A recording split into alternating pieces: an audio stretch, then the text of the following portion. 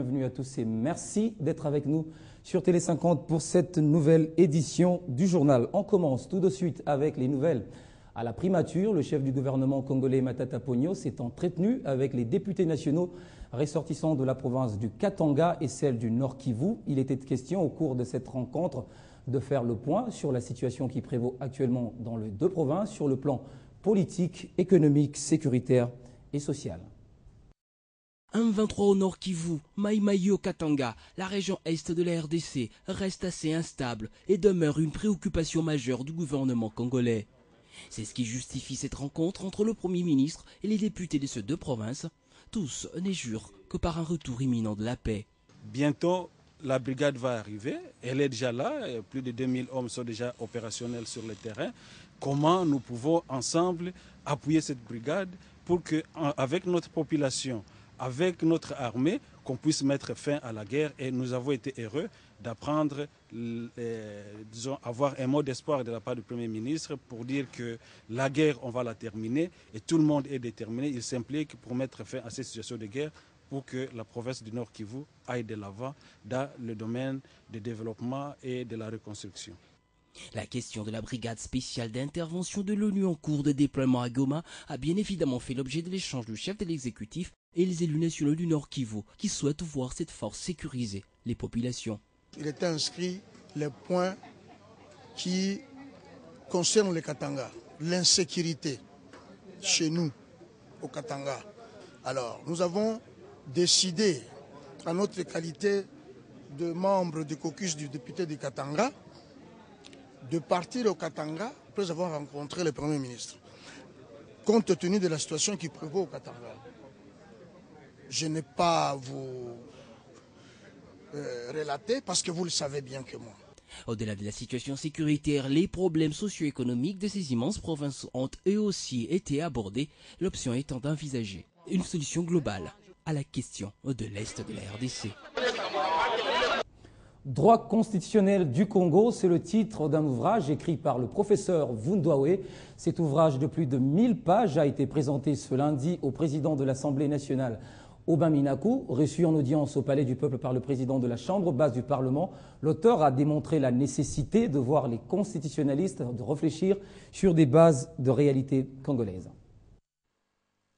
Édité par l'Académie L'Harmattan, l'ouvrage intitulé « Droit constitutionnel du Congo », fruit des recherches approfondies du professeur Félix Vundoawe Tepemako, se base sur le fait marquant l'histoire du Congo, démontre la nécessité de faire fonctionner un État stable, fondé sur les droits et plaide pour la vulgarisation des principes des droits publics, principalement ceux du droit constitutionnel et du droit administratif.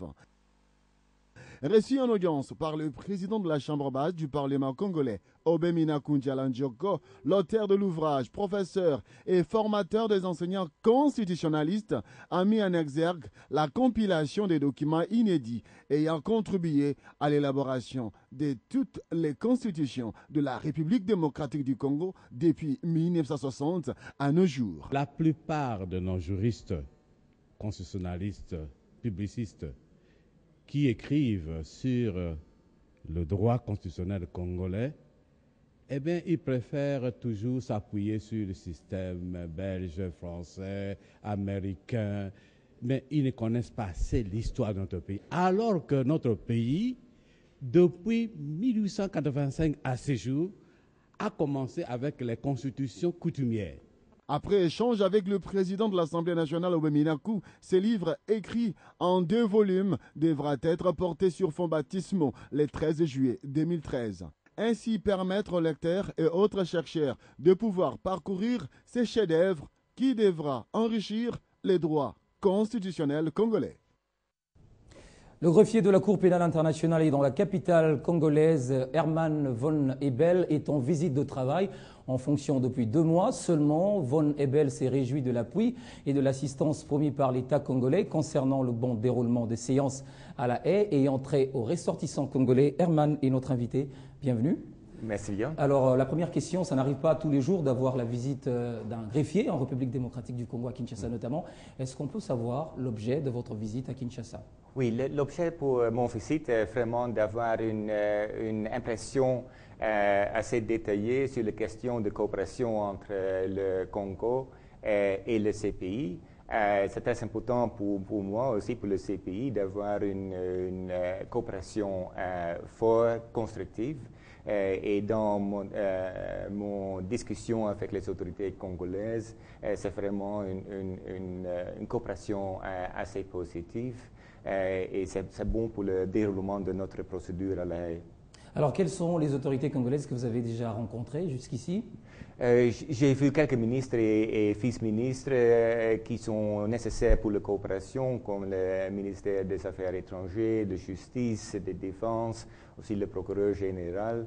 Ce sont les plus importantes personnes que j'ai rencontrées dans les derniers 2 jours. Alors, M. Herman, comment évaluez-vous le niveau de coopération entre la CPI et les autorités congolaises? Est-ce que cette coopération s'est-elle améliorée depuis le transfèrement de Bosco Ntaganda? Ça marche en général très bon. Aussi dans le cas de Ntaganda et Katanga, il y a toujours une coopération forte et à mon avis, il n'y a pas de problème. Et quand il y a des choses à discuter, il y a une communication positive et ouverte qui peut résoudre tous les défis que nous avons avec les autorités congolaises. Alors, l'Union africaine dénonce une espèce de chasse raciale vis-à-vis des autorités africaines notamment. Quelle est la position de la CPI par rapport à cette déclaration? Oui, la position de CPI est une chose différente parce que nous sommes une cour, nous sommes une institution judiciaire. Ça fait aussi dire que nous ne sommes pas dans cette position d'avoir une discussion politique. Pour nous, c'est toujours très important. On dit que la Cour est politisée. Le cours n'est pas politisé. Le cours est toujours, le travail de la Cour est toujours dirigé par notre statut. Notre statut était débattu et adopté par les États parties. Les États parties y incluent plus de 30 pays d'Afrique, sont faits d'accord avec notre procédure. Nous sommes guidés par notre procédure. Alors, tout le temps que notre procédure sont vraiment suivies par notre procédure, par notre juge, par notre procureur, par moi et aussi par notre État partie, je pense qu'il n'y a pas de problème de politisation. C'est vraiment une question d'application des procédures judiciaires. Alors, qu'en est-il du procès Bemba? On dénonce l'acharnement de Moreno contre le vice-président, l'ancien vice-président et sénateur de la République démocratique du Congo. Qu'en est-il de ce procès, Jean-Pierre Bemba? Oui, sa procédure se déroule très bien. Nous sommes déjà dans la procédure de défense. Alors, à ce moment, c'est l'équipe de défense de M. Bemba qui présente les éléments de preuve dans notre procédure. Et nous espérons qu'à la fin de cette année, cette étape de procédure est finalisée et que le juge peut commencer avec la présentation et la décision sur les questions de culpabilité ou non de M. Bemba. Voilà. Dernière question, M. Herman. Vous êtes au courant. Est-ce que la Cour est saisie de l'affaire de l'ancien fonctionnaire de la Cour qui est accusé de viol en RDC? Oui, nous sommes en train d'avoir un groupe d'experts qui assiste nous à voir où il y a vraiment une question de viol de personnes protégées. Apparemment, vous voulez protéger cette personne-là. Nous avons des personnes protégées qui sont dans notre travail. Il y a une question où une personne qui travaille avec notre cour peut être coupable de viol sexuel contre les personnes protégées. Ça doit être étudié. Nous devons avoir tous les faits. Ça, c'est toujours en train d'être développé. Et j'entends le résultat final pour se décider sur cette question. Merci, M. Herman Von Nebel. Je rappelle que vous êtes greffier de la Cour pénale internationale. Merci d'avoir répondu à nos questions. L'actualité se poursuit. Enseignement supérieur, universitaire et recherche scientifique, facteur de développement de la société congolaise, c'est le thème retenu pour la 4e édition de l'Expo ESURES 2013 pendant 5 jours, soit du 25 au 29 juin. Les instituts supérieurs congolais sont à l'honneur. Les participants exposent leur savoir, une façon de démontrer de quoi ils sont capables. Suivez. 5 jours durant, elles seront ici à expliquer aux bons curieux leur rôle dans la société congolaise. C'est l'expo des institutions d'enseignement supérieur et universitaire. Lancée par les ministres ayant en charge l'enseignement supérieur, universitaire et recherche scientifique, la foire au savoir va, selon ses organisateurs, offrir de multiples opportunités aux exposants. L'objectif est clair, de montrer les prouesses de chaque institution d'enseignement et chaque centre et institution de recherche. En même temps, échanger sur ces expériences et montrer au grand public que nos institutions d'enseignement supérieur, universitaire et de la recherche scientifique ne dorment pas. Parmi les stands que nous avons pu remarquer, il y a celui-ci, il est de l'ISAM, l'Institut supérieur des arts et métiers de Kinshasa. L'ISAM voulait aussi faire voir ses œuvres d'esprit. Il y a toujours des innovations. C'est pour vous dire qu'à l'ISAM, qu'il y a des esprits créatifs trop poussés. Et je crois que vous le découvrez au travers les œuvres de nos étudiants. Un autre stand à avoir attiré notre curiosité, c'est celui du Centre régional d'études nucléaires de Kinshasa, qui fait partie du Commissariat général d'énergie atomique. Le pays ne peut pas se développer sans la recherche. Vous avez vu? Nous travaillons dans tous les domaines de la vie. Allez, pour un peu aider le gouvernement, tu vois, il y a les 5 chantiers du président. En marge de cette exposition, le ministre Echelo Lotima organise un concours de dissertation dont les thèmes portent sur les antivaleurs dans les SURES, freins au développement de la société congolaise.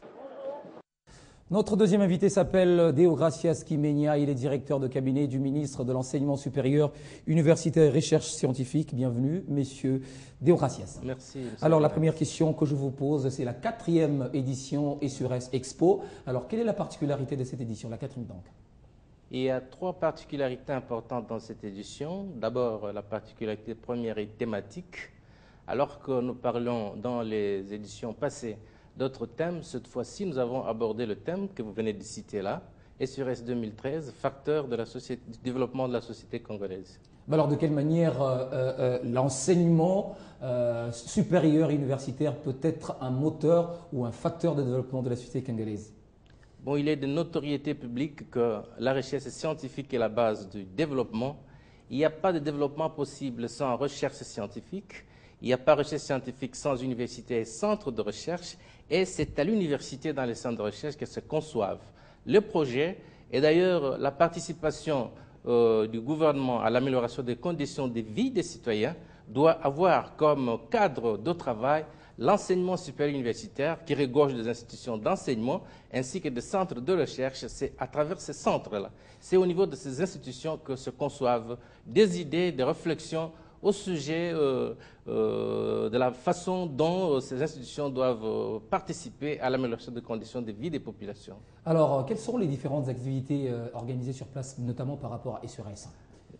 Nous avons, à l'Expo, nous avons d'abord, vous l'avez dit, la conférence des chefs d'établissement.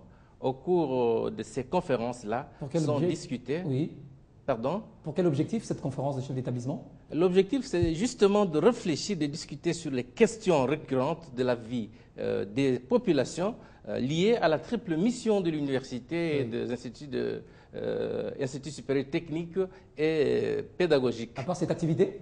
À part cette activité, il y a aussi l'exposition des œuvres d'art et des œuvres de l'esprit présentées par les enseignants, les chercheurs ainsi que les étudiants. Mais il y a aussi un concours de rédaction que nous avons fait passer aux étudiants. Et la dissertation aussi? Des dissertations justement qui portent sur quelle thématique? Le thème des antivaleurs comme frein au développement de l'État congolais. Merci Monsieur Deogracias d'avoir répondu à nos questions. Je vous rappelle que vous êtes directeur de cabinet du ministre de l'Enseignement supérieur, universitaire et de la recherche scientifique. La République démocratique du Congo a pris part à la 102e session de la conférence internationale de Genève et construire l'avenir avec un travail décent. C'est le thème choisi à cette rencontre qui a réuni plus de 5000 délégués venus de 185 pays membres de l'organisation. La délégation congolaise était conduite par le ministre de l'Emploi, Bahati Lokwebo. Retour sur cette rencontre importante dans ce reportage.